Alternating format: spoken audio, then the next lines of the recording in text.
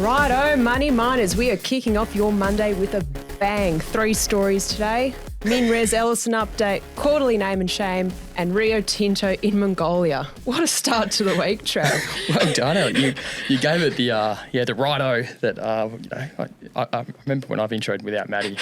No one's happy when you don't start with a righto. Oh God, I probably need another 50 decibels, but that's okay. You and I today, Ali. How was your weekend? It was good. Bloody sorting stuff for weddings, all of that, and then back into it this week. So it was better than the MinRes boards weekend, you reckon? I think probably marginally better. Let's rip the Band-Aid off, Trav. So yeah, update out today from MinRes as an update on corporate governance and leadership succession. So take us through the high points and what it all means. It was a bit like Christmas Eve waiting for the verdict on what was going to happen to Ellison. And today we got the verdict from the board because, last week they basically said, we're going to provide more information about what the findings are and what our decisions are on the 4th of November. Mm-hmm. Keep in mind, it was only last trading day, I think it was the 31st of October, that MinRes announced their quarterly and simultaneously announced that they'd sold the gas to the GNR share price shot up. And now today, the update on corporate governance, share price tanks 10%. Wow. It's amazing the volatility you see in MinRes share price, and kind of it also probably just underwrites how apparent our public markets are and how sensitive they are to just sentiment and vibes in a lot of ways too. But the high notes, Ali, the high notes on what actually came out today. Okay. Ellison's going to stay on as MD for 12 to 18 months as the board accelerates a succession plan. Ellison is going to incur board-imposed financial penalties of $8.8 million, consisting of $3.8 million to be paid to MinRes and a $5 million donation to charity staged in $1 million increments over the years. Ellison's unvested LTIs and STIs will immediately be forfeited, and the proposed award of incentives at the upcoming AGM will be withdrawn. Collectively, that could be up to $9.6 million in remuneration there. And the chair, James McClements, will be departing the board as well by the next AGM. And there's words to the effect that board evolution will continue. So sort of expect more turnover on the board front in due course to play out as well. Yeah, and the share price, look at the chart today, right? There's a pretty dramatic drop on open, and then it sort of slowly recovered a little bit, but sort of lost at most around 10% earlier today, didn't it? 100%. So, and we're trying to deduce what are the forward-looking consequences of the governance kerfuffle that has engulfed corporate Australia's attention? It's engulfed my attention. I'm hooked, maybe rightfully or wrongfully, but I'm hooked. You look at the share price, it's come off, it's been volatile as all hell. I'm kind of curious, Ali, before I sort of give my takes. You're a ding on MinRes. You've owned the stock for a while. How do you actually feel as a shareholder in response to what the board has actually come out with today and the market's response to? Yeah, look, it's an interesting one, right? And I've trying to balance, this sort of say from a MinRes perspective, the need to sort of take appropriate actions to address these, very important governance issues, but also trying to retain some sort of near-term level of stability in the business and, confidence in the board and the company's plans going forward. It's quite a tricky one to do. And overall, I think the response from the board was reasonably strong, perhaps more than I think people expected or I personally expected. I think the leadership transition component, in my view, was sort of an attempt to strike this balance I just spoke about before. Because you sort of think, if they let Chris go straight away, would this have perhaps eroded a lot more value, created more instability, in the short term? But in saying that, 12 to 18 months is also a long time, and, markets are pretty myopic. So, that might weigh further on the stock too. And, today's announcements addressed, a range of things. It's addressed a fair bit, and it's sort of set out, a plan or some sort of a plan going forward. But there's still, there's, as they say in the announcement, there's still certain things they're completing inquiries on. So therefore, there's still some unknowns. So personally, I've got mixed feelings, to be honest. And this is all while the business is experiencing commodity price headwinds, balance sheet pressure, which, is somewhat alleviated by the gas deal with Gina last week.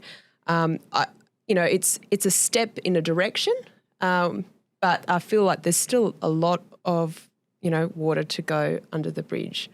Yeah.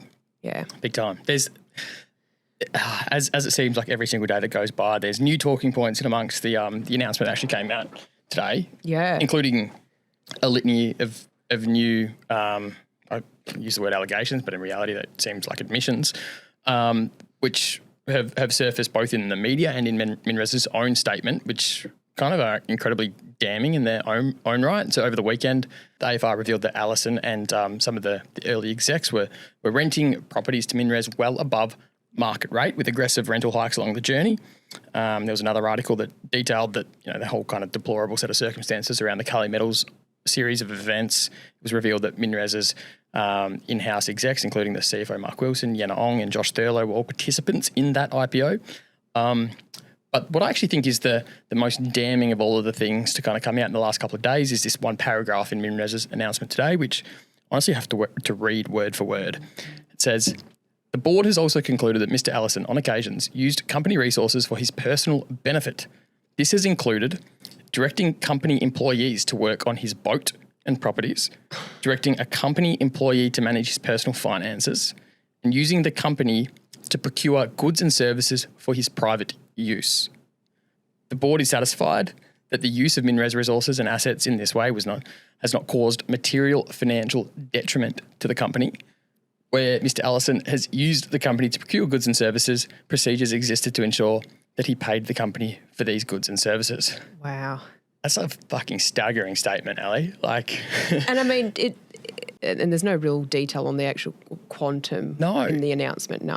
Okay. Procure goods and services for his private use. It's such a broad sentence. It appears to me like they're trying to kind of front run what the future kind of allegations might actually be here with a bit of a broad brush statement that might be a bit of a catch-all, and it de-escalates things and categorises it as old news as maybe new articles surface to that end. But I mean, it's a crazy admission. I just think it's such a damning admission in and of itself as well. Like what, a bunch of our listeners, a huge amount of our listeners work in the industry. They work for mining companies or whatnot. What would happen to any one of them if it just so happened that they started just putting personal expenses on the company card?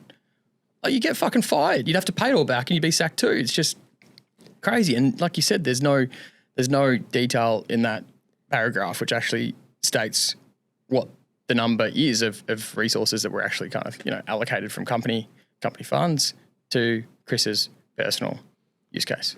Yeah, and I mean they've obviously made a determination that they believed, in their words, has not caused material financial detriment to the company. That's more like a quantum definition of material or value, but one could argue it could be material in nature. Sure, yeah. And on your point on materiality as well, like I've publicly taken issue with the ways that this company has determined what isn't material in the past. Chris himself has said in the past, I'm never going to tell you how much we paid for Bolt Hill, things like that, right? Which other people could argue were material at the time, were not disclosed to the public. So do we always believe what the company tells us is material versus not material? We're supposed to just take their word for it. I think the board needs to disclose what the number is. That's kind of just how I see it. I think that's an important thing because how are you supposed to assess if the financial punishment here is appropriate if you don't know how much money was actually, misappropriated in the first place? That's kind of like, so what we've got today is what actually was that they sort of set out the board. Yeah, they said 18 million. Like if you add it all up, call it roughly $18 million of financial punishment here. But I don't think much of that is actually like real money. So you got $3.8 million of cash is to be repaid to MinRes. That's kind of like the only money in there that I'd categorise as like real cash punishment, because that's for That's for the Far East payments, which sort of happened as many as like 20 years ago. But it doesn't include interest expense on those payments. It's been like 20 years of like inflation. Like, interest should probably be applied to that in and of itself. Then you got $5 million charitable contribution staged in $1 million payments per year.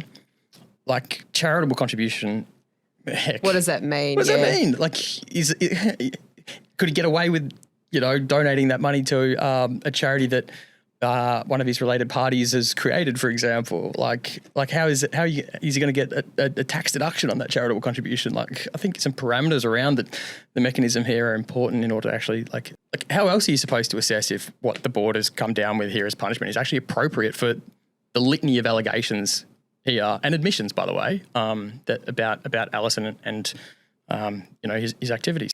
And then you've got up to $9.6 million in incentives in his STIs and LTIs, which are forfeited. That's fair game. Like, they, in my opinion, ought to lapse if you depart the company as a bad leaver. Like, these are standard clauses in your incentive programs. When you leave the company as a bad leaver, your unvested performance rights lapse. That's just, they're forfeited. Should we actually be including that there is part of the quantifiable financial punishment, Chris? I just think there's it's kind of hard to provide commentary on the appropriateness of the financial punishment if we actually don't know the financial quantum of the full series. You don't have all the information at hand, right? Yeah, and I don't think taking the headline values included here are the appropriate numbers to actually use to talk about the financial punishment either, because it's just that's, in my opinion, not real money. And I mean, what's your views on the transition period? Firstly, as an approach, as opposed to just letting Chris go today versus over a period of time, but then also the period itself. What are your thoughts on that? I think a cynic could argue that 12 to 18 months is a hell of a long time to source an appropriate successor, and you can fairly ask the question like why would it take that long? I think if you look at what's the commentary that's been provided to the media and in an article that's already gone up, is 13 of the 15 largest shareholders were pretty keen on Chris staying around for this like transition period to provide stability, like you talked about. You can see it from both lenses, but I don't actually like him transitioning out of the company in 12 to 18 months' time is why does he have to do that and remain as MD, for example? Why can't one of the board members who might be newer pop in as an interim MD, and Chris has to report to her and over the next 12 to 18 months, for example? So you can have the stability required, but you also potentially have someone who's cleaning up the mess, who's accountable for that, and maybe hasn't been caught up in all of the deplorable kind of things that we're seeing here. Yeah, it's just such a tricky thing, just trying to strike that balance of the stability, or what we can perceive as trying to achieve stability, but just moving on to the next step and the future of MinRes as well, without having to take hopefully too long as well. There's so many different ways you can slice and dice it, trying to balance those two things. Yeah, there's this attestation in the announcement, Ali, which I wanted to read specifically as well. It says, Mr. Ellison has apologised to the board. He has confirmed that there are no matters not already known to the board for him to disclose that would or could bear upon whether he is fit and proper person to continue the role as managing director, and there are no undisclosed transactions between the company or its subsidiaries and entities associated with him. Very interesting statement. And my instincts tell me that the media pressure is not going anywhere. It's been consistent throughout. There's stuff popping up already in response to this. So, but if what has been spotlighted to date by the press is the tip of the iceberg, and that there's more to come, what are the implications to Chris Ellison based on that attestation that he has provided the board, and the board has written in words in this announcement today? Because if more things come up that's more damning in nature, or equally damning in nature, that hasn't been kind of disclosed yet, it's almost that's that's the recipe to have to depart a fair bit earlier than 12 to 18 months if more damning things surface, I think, Ali. Yeah, and look, there's quite a few takes or different perspectives sort of from across the landscape today. Take us through a few of them, Trav. All right, I'll share a couple of things that are popping up around the grounds, Ali. Chuck Chunder says, spot the company with corporate governance issues, and he's got a map of companies by market cap on the ASX, and the bright red one there is, of course, MinRes. Roland, who's been providing some unfiltered commentary on LinkedIn, says, the MinRes saga has followed the trajectory of all major PR disasters. Wrongdoing followed by concealment, obfuscation followed by discovery, revelation followed by scandal, denial followed by stubbornness, song and dance followed by capitulation. James Thompson writes, almost any of the examples above would be grounds to immediately sack Ellison at virtually any other organisation in this country. And then later in his article, he says, but surely this is a good example of investor Stockholm syndrome, as you'll see, talking to the fact that shareholders want him to hang around. And then speaking of what shareholders actually think, one of MinRes's shareholders with a 6.4% interest in the country is activist hedge fund L1 Capital. They have been quoted on record as saying, as the largest shareholder in MinRes after Chris Ellison, L1 Capital is supportive of strengthened corporate governance protocols and oversight. L1 Capital is supportive of Chris Ellison remaining as CEO with a more appropriate corporate governance structure in place. We have engaged with many large Min shareholders in recent days, and we understand there is widespread shareholder support for Chris remaining as CEO over the medium term, given his track record of delivering enormous shareholder value over many years. And that's a fair point. But it's to what end as well, right? Because I think that's like the whole thing for long-term MinRes shareholders to grasp and grapple with is for so long you've glorified this charismatic founder. It's a founder-led business who's been on your team. But the revelations that are coming out now, it's like, no, maybe he wasn't actually always specifically on my team. Maybe he was on his team. Yeah, and I think it's just coming to terms with that, right? And, we see the L1 guys here, they're sort of saying that the more appropriate governance structures in place perhaps is enough for them to sort of remain comfortable. For others, it's not. Yeah, and to be fair, like L1 Capital, they're not the sort of shareholder that like buys stock and sits in it for 2 years. They're like in and out kind of shareholders, so they'll be riding it until some catalyst and then leaving. So, but there are many other shareholders on that register who've been around for a very long time.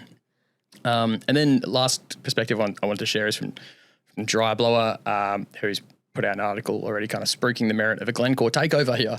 Okay. Why does Dry Blower think that? I think it's an interesting proposition, but I don't think Glencore are going to come sort of save the day for MinRes shareholders anytime soon for a bunch of reasons. Like one, like their own balance sheet is somewhat restrictive at the moment.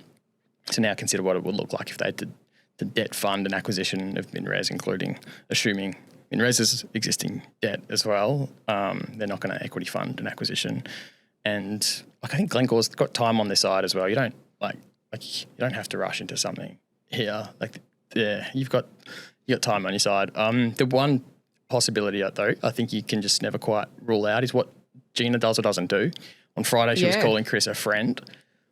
At what price does she turn to Chris and suggest, do you want to just take this company private again, right? Because if you got all of this public spotlight and you don't want it, then being private is what a wonderful thing to have again. And none other than Gina Reinhart and her like many billions of dollars could facilitate that, but you wouldn't be baking that in as your base case. Just ask line down shareholders what that's like. So yeah, no, it's a fascinating one. I mean, she's certainly got enough cash to do it, but whether she feels like those assets and services businesses are appropriate for Hancock's a whole another question, right? Mm-hmm. Totally. But you never know. You never know. You never know, Ali. You never know. Oh look, I'd just be imagining what it must feel like for the MinRes board at the minute, navigating all of this under some immense pressure, right? It would probably feel like the roof is falling in on them, to be honest, Ali. It'd be very intense. I do wonder if Sandvik's Ground Support could actually alleviate that, Ali. Oh, that's a good shout. It does actually stop the roof from falling in other applications.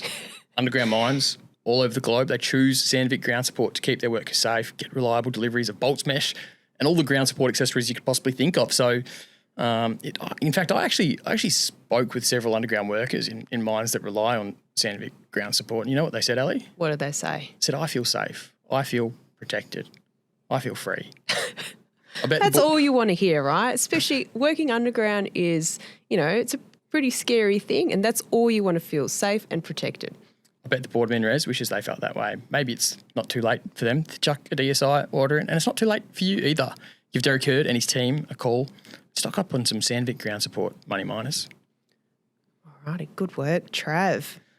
Now, it's that time of year again. It's quarterlies, name and shame. So for those companies who basically put their quarterly at the absolute latest time on the last day possible. So no, we didn't forget, even though the quarterlies technically finished last Thursday.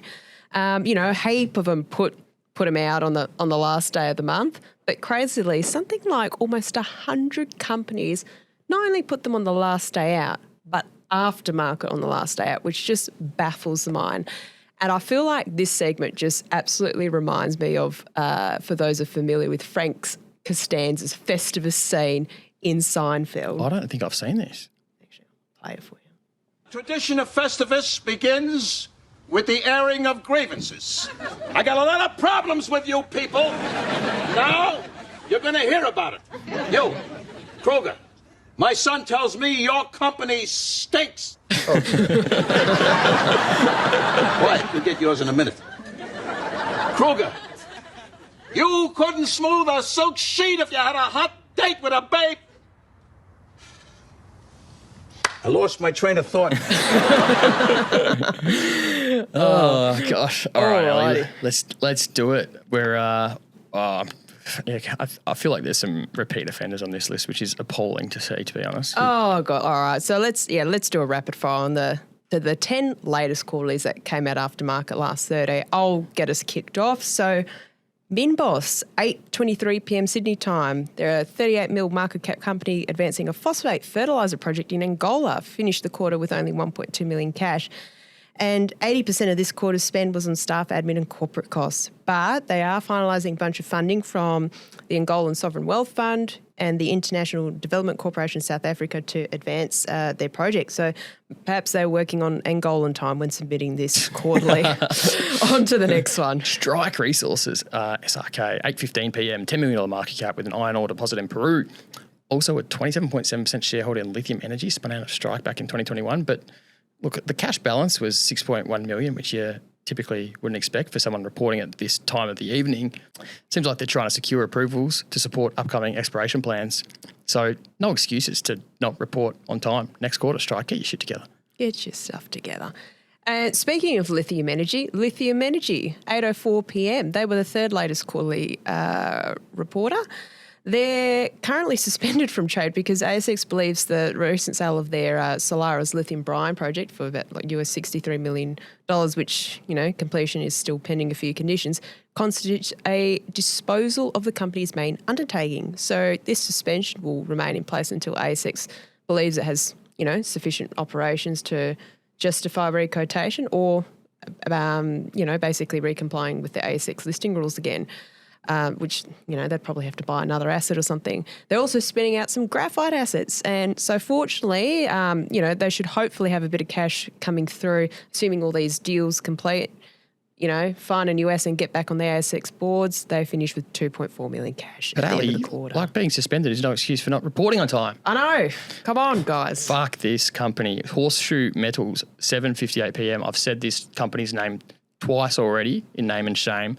What the actual fuck are you still doing reporting aftermarket? This is deplorable. They are a regular tiny $6 million market cap company. The only price-sensitive announcements this year were their quarterlies and an announcement back in April about evaluating a strategy to accelerate early cash flow from potential DSO sales of its existing copper stockpiles. This process still seems to be underway in last week's quarterly. Finished the quarter with a measly $1,000. But it has $1 million in unused financing facilities it can draw on, Ellie. I mean, geez, that $1,000 cash left in the bank is bloody cutting it fine, that's for sure. But that's still enough to get a free insurance review from CRE. What an offer. What an offer. With $1,000, yeah, you can hope the horseshoe is up the right way. There's some good luck there because CRE will review your insurance policies for you. They might need some insurance policies, Ali. Yeah, so what an offer. Give Dave, Adam, or Tari from CRE a call. They'll do a free audit of all your existing insurance to see if you have any gaps or exposures. They're across insurance for heaps of commodities and jurisdictions, from gold in West Africa to coal in Queensland. Their insurance expertise is second to none. Do yourself a favour. Organise an insurance review with CRE today. Phone numbers in the show notes. And who knows, the dollars you might be able to save on insurance policies could be directed to dollars in the ground. What a win-win. It could be. Yeah, they don't have many dollars though, but a couple extra dollars are better than nothing. I reckon CRE's advice might just be to stop fucking reporting late.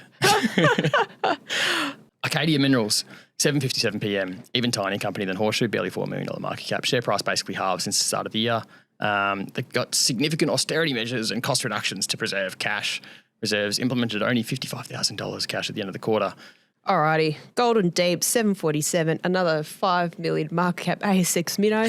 Had a big share price spike in early September off the back of some copper and silver hits, but then now they're back to their usual trading range. Better cash balance than some of the peers we've spoken about today, 4.6 million, but admittedly they raised 1.8 during the quarter, and they spent only 700K on exploration. I think those copper hits featured in Devils in the Detail one of the days too, Ali.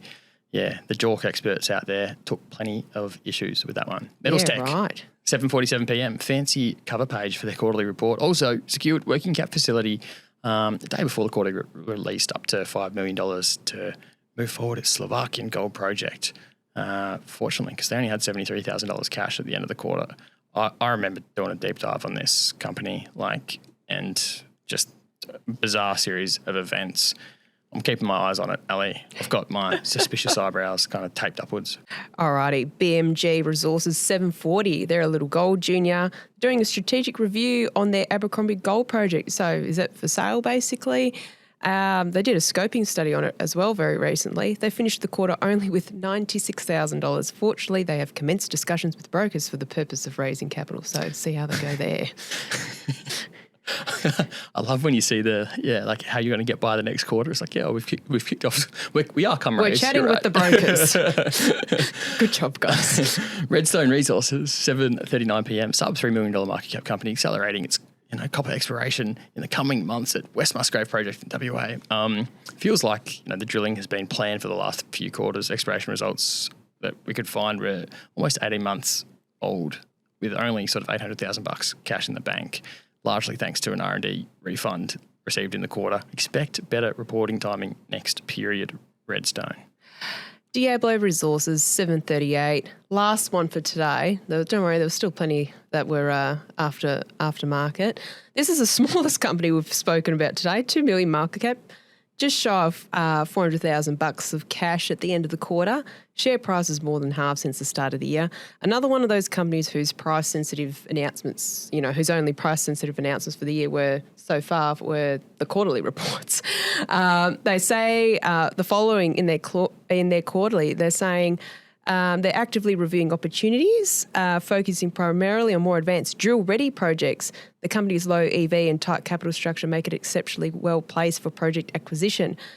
I'm not sure how 1.6 million EV well places you for project acquisition, but it's a shell. Okay, but what does it say about the exploration prospects that they've already got if they're looking outwardly? Jeez. It's an admission we are a shell company. So that wraps it up. That's actually our last quarterly name and shame for this year, Trav. There you go. Oh, geez, get your shit together next year, guys. 2025. Make it the year of reporting before. It's okay if it's on the last day, but do it before, market close. Alrighty. Last one for the day, Trav. Rio Tinto in Mongolia and Entree Resources. What is all of this about? Well, I think it's actually really interesting, and admittedly it was completely off my radar.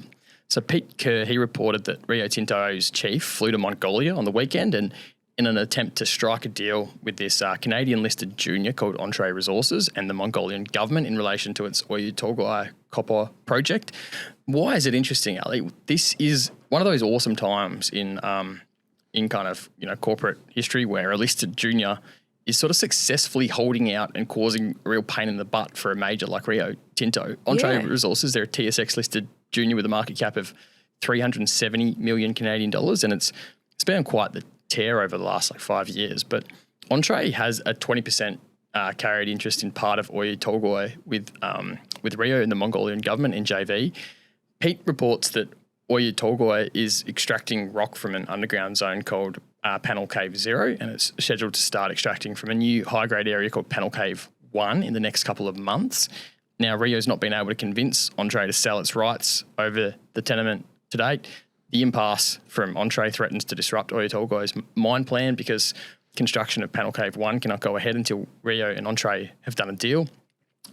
If a deal can't be reached within the next 8 weeks, then Rio will be forced to take a stopgap measures in 2025, such as mining in lower grade sections of the rock, which will lead to lower copper production volumes and revenues.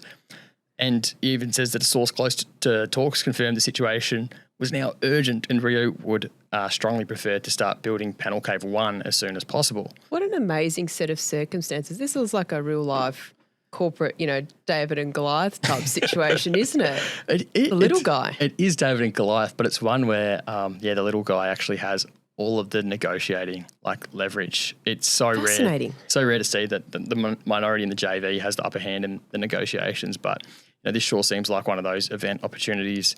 Our markets dish up from time to time. They're really fascinating to watch play out. There are also opportunities for people that are paying really close attention to the details. I'll be watching closely to see what happens here. Ali, Entree's two big shareholders are Rio Tinto themselves, who own 16%. There's also Horizon Copper Corp, who own 24%. Who are they? They are a listed company. I was trying to figure out why it only had a mere market cap itself of 67 million. And it turns out Sandstorm, the royalty company Sandstorm, actually own a bunch of debentures in Horizon's cap structure too. So the EV of Horizon is closer to 230 million Canadian dollars. All of this is just going to make for popcorn viewing with respect to deal negotiations. And a pretty interesting thing for the shareholders of Entree to just watch play out, I reckon. So we'll be keeping an eye on that one, Ali. Yeah. I mean, how do you see that coming together? What the most likely outcome might be? Do you think it's just a really aggressive takeover from Rio? I think so. Everything's got a price, doesn't it? And Rio will be trying to play hardball, sort of trying to suggest that, it's got this other plan and it'll just go here and blah, blah, blah. And that will mean that cash flows to Entree are going to be unpalatable and will come later. But I actually think Rio's already showed their hand in the fact that the CEO has flown to Mongolia. They can't negotiate from a place of this doesn't matter to us, because they've already shown why it matters. They've shown that they need to do this. So it's just going to be price dependent here, I think. Everything's got a price. You know what else matters a lot, Trav? Tell me, Ali. Is our amazing partners. Who are they? Mineral mining services. We've got Grounded, we've got CrossBoundary Energy, Sandvik Ground Support at the top of the show, also CRE Insurance at the top of the show, K-Drill, and a new sponsor which you'll hear about later in the week, DageSat. Hootaroo, money miners. Hootaroo. The information contained in this episode of Money of Mine is of general nature only and does not take into account the objectives, financial situation or needs of any particular person. Before making any investment decision, you should consult with your financial advisor and consider how appropriate the advice is to your objectives, financial situation and needs.